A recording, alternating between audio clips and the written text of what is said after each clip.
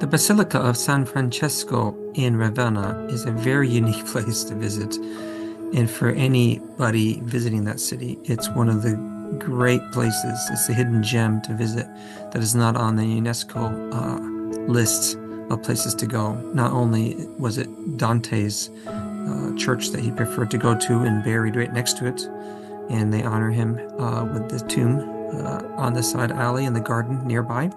Try to find the 5th century church that this church was built upon. So let's take a look. The first thing is you walk in on the right, you'll see on the wall, you'll see some marble panels.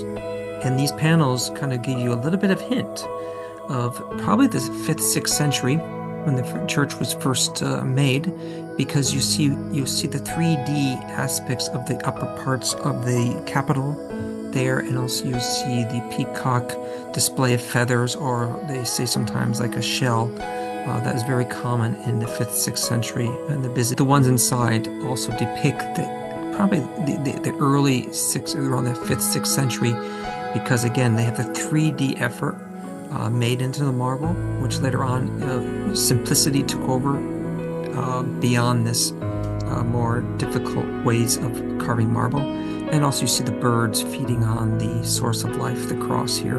And on the sides, again, you'll see that.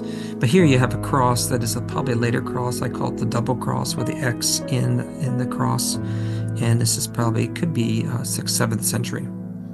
Maybe it was Bishop Neon's place of rest. You see a person serving and being a servant in many different aspects of the pictures. But also you see on the legs, you'll see the lion's feet, which was a sign of royalty, a special honor. So this is also seen outside on one of the graves at the St. Agatha Church. When I go into these old places looking for the what comes from that time period, maybe 5th to 7th century, look at the capitals. These capitals do represent that time period. Simplicity of the cross up above.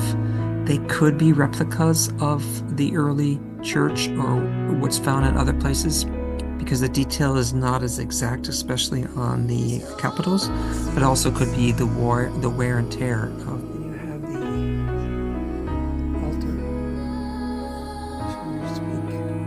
right near to where the altar is, and the original church level is 3.5 meters below the street levels. Down below you can actually see the ossuary of Neonus, Bishop Neon, who died in 459.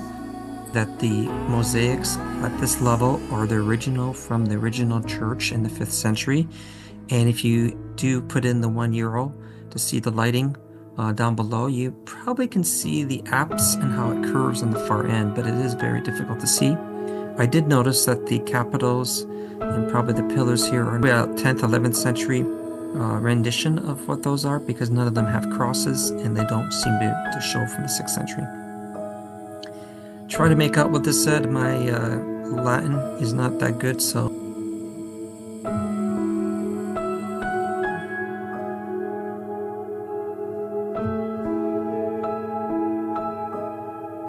The thrilling part about this church is this active church. The square outside has many activities going on at different times of year. And so much so that even in the church, they have concerts and other things that take place, which one night my wife and I went and enjoyed. And here is a sound from that night.